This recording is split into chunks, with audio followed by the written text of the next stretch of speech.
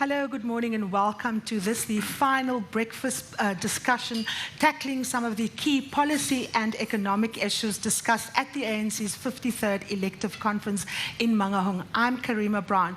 This morning we will be joined by Planning Minister Trevor Manuel, who will be speaking to the National Development Plan. But before we do that, let's get an input from business from Reverend Sithabo Dlamini. He is the CEO of Sithabo Project Managers. Thanks, Karima. Good morning, everybody. The business community in South Africa has traditionally supported efforts by the government to stimulate economic growth.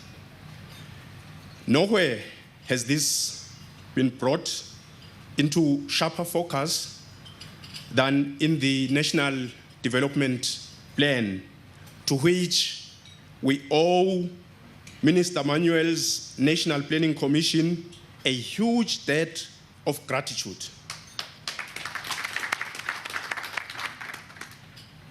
In President Zuma's political report to conference on Sunday, he mentioned that the National Development Plan articulates a program or a national vision of where the country is going. He said, the critical task now is to implement the plan. Minister Manuel has been involved with the economic policy of the African National Congress from the period before 1994, through the RDP, through GIE, through ASGISA, and now through the National Development Plan. So we hope, as the business community, that in his address this morning to this forum, he will be able to share with us some of his vision and some of his wisdom on how the National Development Plan seeks to overcome most of the obstacles and fundamental implementation challenges that we have seen with the previous policy propositions. Thank you very much.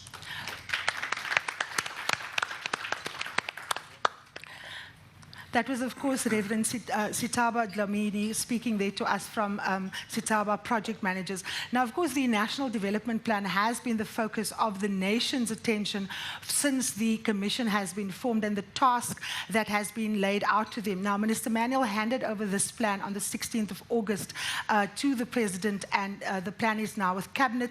And, of course, we heard President Jacob Zuma speaking on Friday, urging the conference to actually look at the implementation mechanisms around the plan.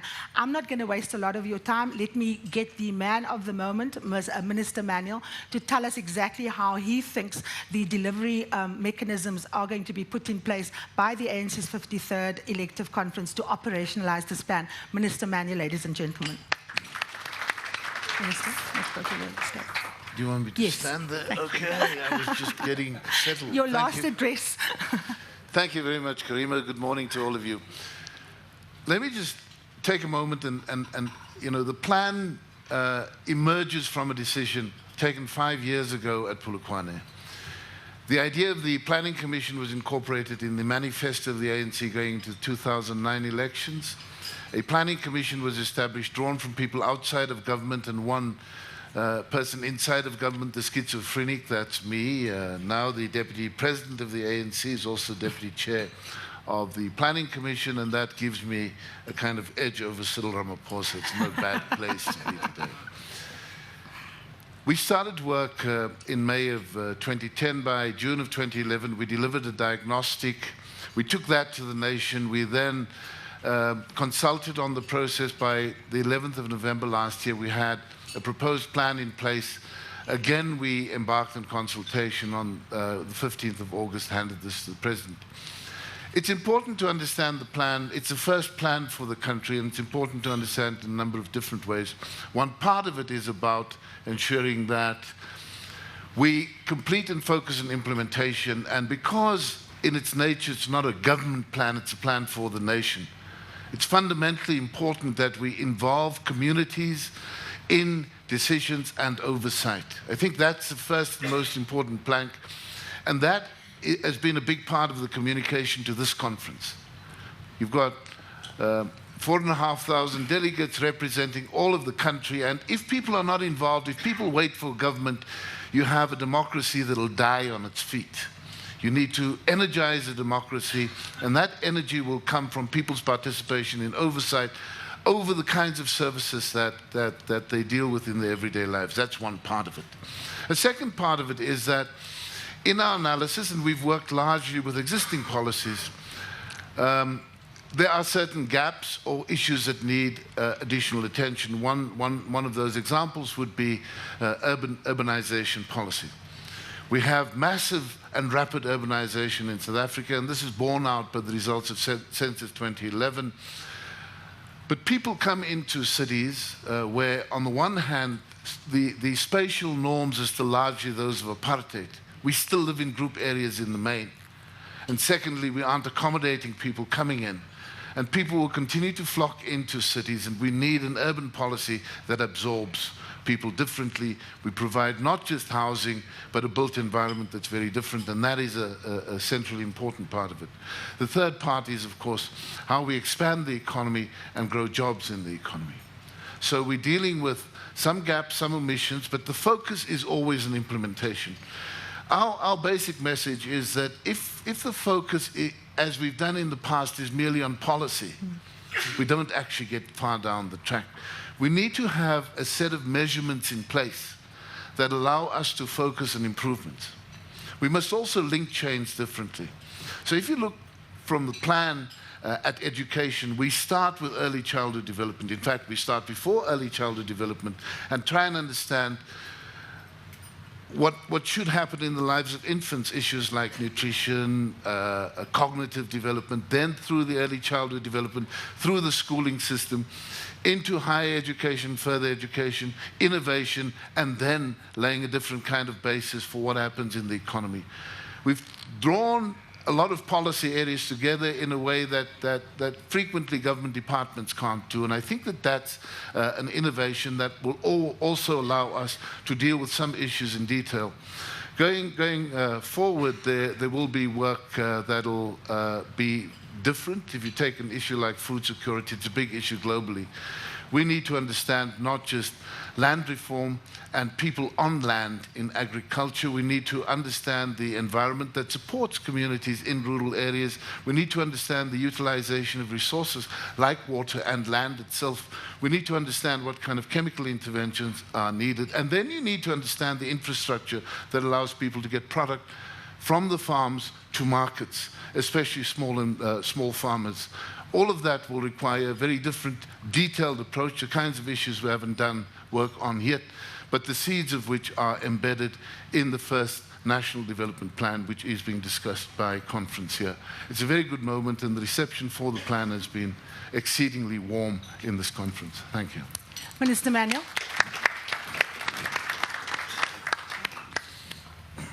Minister Manuel, let me start with the obvious question that most people ask you.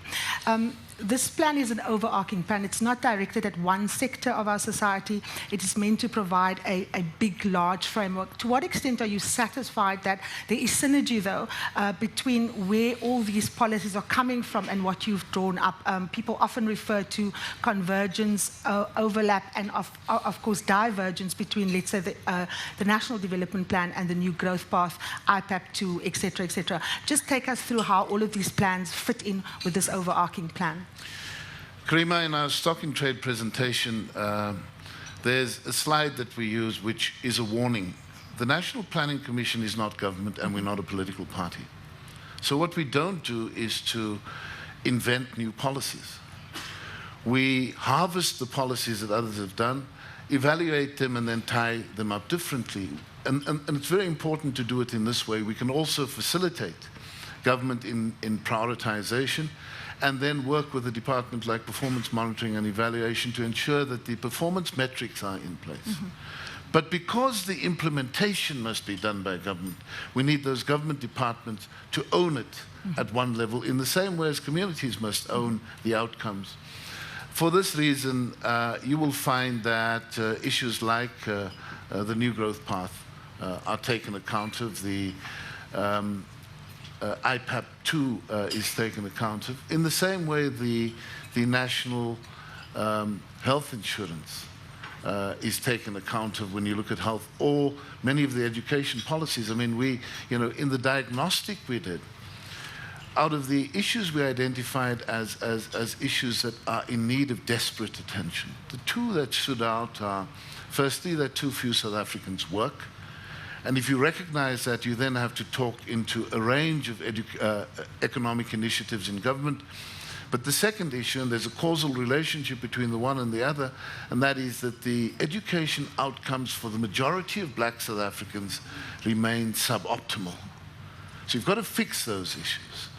We can work with departments, we can bring in expertise, we can demonstrate some of our observations in practice, but departments must actually take responsibility. And so having a National Planning Commission that doesn't have thousands of people employed is actually, I think, a boon because it allows government departments to do what they must, facilitated and catalyzed in some way, but the departments must do what they have to. Minister, take us through the value of this planning commission being outside of government, the value of getting independent thinking into this plan. To what extent has it been able to be a boon, to energize, the kind of vision that you guys have come up with? Look, if you look at the issues that we raised and go back to the Diagnostic of June 2011, there are three bits that are outside of the normalcy of government departments. The first is an observation that government services are exceedingly uneven. You can go into some government departments where you feel like you're in a modern economy, the service feels good, the environment is good, the people are cheerful, and then you go into other parts of government where you could be living in Dickensian periods. You don't believe how bad the infrastructure is. You can feel the lack of morale amongst people. That kind of unevenness is very costly. And so we've got internal benchmarks, and that I think is important. You can also learn from departments that have succeeded at turnarounds. That's one kind of issue. Government departments tend not to look at life in that way. The second issue that we've given a lot of attention to in the diagnostic, but also in the plan, is the battle that we must wage with a lot more intensity against corruption. We've made an observation that corruption is a scourge in this country. We've got to root it out in its entirety. We can't be tolerant even of a little bit of corruption. Now, by having outsiders, on the one hand, in the minds of many was a test whether government would allow these outsiders to say the things that they do, and I think if you wanted the test, it's there. The last chapter of the diagnostic carried forward into the plan is a plan for cohesion, social cohesion and nation building, and that's also outside of government departments as they currently exist. So these kinds of issues we've been allowed to tackle, and I think the proposals emanating from them are very warmly received, actually, both within government but also across all of South Africa.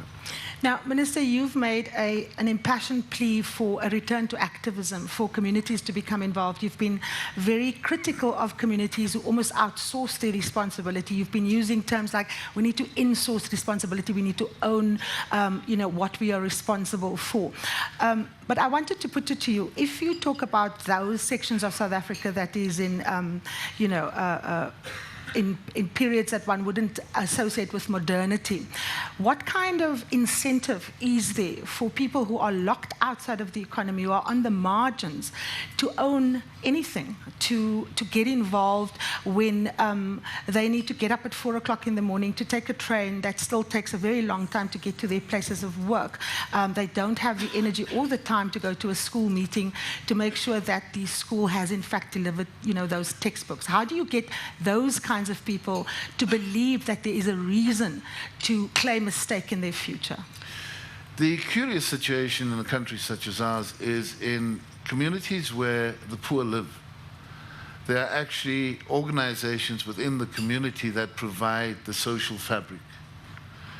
In more affluent communities, it's atomized into households. And we need to look at those organizations that provide the social fabric and bring them together. And so whether it is the fact that people go to church, or the Stokvel, or the supporters club of one of the bigger football clubs, these are all places where people converge. They converge over weekends and so on. And this is where the talk should happen. And so the issues that affect communities must actually find resonance there. At the same time, we need to ensure that the institutions in communities, public institutions, are accountable to the community. You know, I look at education, and in affluent communities, parents are very involved in school governing bodies. In fact, we passed legislation in 1996, the Schools Act, that requires school to have school governing bodies. And that was brought into legislation to empower poor communities. Now, you know, counterintuitively, you've got this working like a charm. The oversight role of parents who have the skills and capacity and time to do this in more affluent communities has been strengthened. Whereas in poor communities where the most educated people are the teachers, who frequently don't even live in those communities any longer, there's complete dereliction of duty. Now that is a challenge that we can put on the table and raise that challenge in an organization like the African National Congress, with the civics organizations, and ask organizations to take responsibility differently. So that where individual parents might feel ill-equipped to do it, we must strengthen the oversight role of community organizations so that they begin to take responsibility. Let me cite an example in education.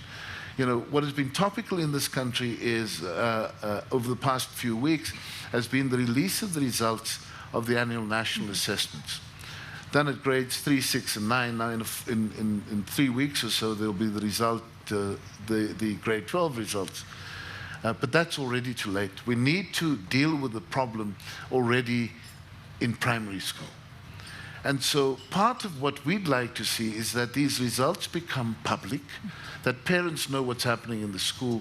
And this issue that you've heard the President raise almost as a mantra, teachers in class, on time teaching, no neglect of duty, no abuse of learners, that finds resonance because the community is taking responsibility.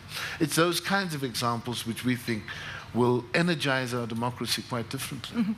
Now, we saw with the President's political report going to the very heart of the matter, saying the inspectorate system as a way of monitoring teacher compliance on those very issues you talk about will be introduced, that they're going to be introduced whether people like it or not. And of course, one can interpret that as a first salvo in the battle with organized labor, who have in many ways resisted any idea tied to monitoring performance because of the kind of old attachments of what the inspectorate meant back in the days of apartheid. And you have been saying that if the plan is to work, there is going to have to be trade-offs. Is the President putting the first trade-off on the table? I think that is a fundamentally important trade-off. You know, I've heard very strong voices, and there isn't just there's one large teacher union, but there are smaller unions. And taking this position is not an anti-union position. But I think we must recognize each one of us, for what we do in society, has to be accountable. You know, I know that I must be accountable as a minister to the people through the agency of Parliament. Parliament must be strengthened to ensure that I'm accountable, So the idea that you can have a very important subset of society in whose hands parents place the futures of their children, not being accountable for whether they do their jobs, whether they actually earn their salaries and so on, whether the outcomes, there's improvement in the educational system, has to be wrong. So the union, I think, should actually be able to explain why they think that having a framework of accountability for educators is wrong. I'd like to suggest that they won't have a leg to stand on, but I think the first salvo has been fired, and those are the kinds of issues. Because, you know, for every wrong that is done, there has to be consequences. And one of the issues that people have raised with the Planning Commission, as we've consulted on the plan, is if there are consequences, if there are consequences even for little corruption, then you're not going to have corruption on a large scale. There must be consequences for what people do and don't do. And that's an important element of our democracy. Now, of course, the other implementing agency here, you refer to government departments, they must operationalize. But if one takes, for example, teachers, what intrigues me, Minister, is that often your civil servants, like teachers, like police, they often get the brunt of our reaction for poor services. But when one looks at their conditions of working, their training opportunities, the way in which they must do their jobs, they often do them under very, very difficult circumstances. And I wanted to know how the plan talks to creating a quality teacher. What kind of monies are government departments setting aside to prioritize things like foundational education? We took a decision as a country to close down a lot of our teaching institutions because the way in which teaching was happening in South Africa wasn't sustainable. We made it a compulsory that teachers have to be graduates. But did we give universities the money to train those graduates? Did education faculties at universities get the kinds of resources that they require to do this job? And does the plan recognize that? And how does it stitch it up all together? Well, in respect of education, there's actually a pretty good bursary program, Funda Lushaka. It's a very good program. And I think we're seeing a number of people who otherwise may not have considered education now finding that opportunity. So education faculties at universities are being expanded, and I think that's one encouraging sign. But the other issue that we must realize in education is that if somebody's been at the chalkboard for 30 years, they're probably very ill-equipped to deal with what education requires now. If one looks at what's happening in South Africa, in the more affluent parts of it, but also around the world, the use of IT in education, for instance, the role of the teacher has to change. Now, the teacher is no longer the dispenser of knowledge, but a guide. And part of guiding learners is to ensure that they access information that is available. I've seen, for instance, online, the entire high school mathematics syllabus using the Khan Academy from the US adapted to the South African curriculum. It's there. It's being used in top-end private schools. There's nothing preventing a school in a poor community from accessing it, save and except that teachers frequently are scared of technology. So apart from just a post-school education for teachers, we must ensure that there's in-service training as well. This hasn't gone as well. And I'd like to believe that it has to be one of the focal areas going forward. In respect of salaries, starting salaries for teachers in relative terms, and we've looked at this in purchasing power parity terms, relative to the rest of the world, actually not bad. But once teachers have been there, the gap's open. There's no incentive to stay in teaching. There's no incentive to stay in teaching, so we lose experience from classrooms, and I think that's a worrying feature at the moment. We've got to look at that in the context of retaining teachers, but also in the context of industrial relations bargaining that tends to favor younger, more militant teachers, actually. Minister, let's talk about the big issue of creating jobs. We know that is one of the critical areas that needs to be addressed in South Africa. Everyone has put suggestions on the table. We've all made the point that there's no magic silver bullet. How does the plan talk to the issue of jobs, and how does it involve, the different sectors that make up the social compact, and more importantly, who's going to have to make the trade-off so that we can get the economy kick-started and we can get jobs, created on the kind of scale that is required? The jobs issue is of course a huge one. I think we make the point, and by way of criticism from myself as well, I don't think we've given adequate attention to the role of small and medium enterprise development and overall support systems. Some of these are counterintuitive. You know, you can look at most countries in the world. Small businesses start where people live. In this country, small businesses in the communities where people live mainly become prey to petty criminals. So you've got to deal with the crime issue to ensure that communities are safer, so that there's support for small businesses where people live. There are those kinds of issues apart from access to financial services, access to technology, information support, business training, and so on. Those kinds of things are going to be important in creating a lot more employment opportunities. Also, you know, I think that we need to take out the cyclicality of issues like infrastructure development. They can be a big boost, but then they drop off.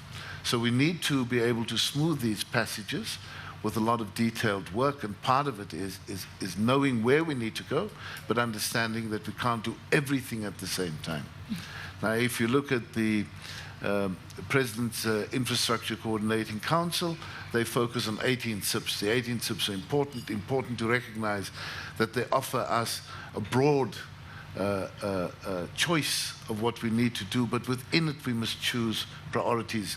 Otherwise you'll suck tens of thousands of people into infrastructure only to drop them later. This may be one of the experiences of FIFA 2010 that we take forward with us.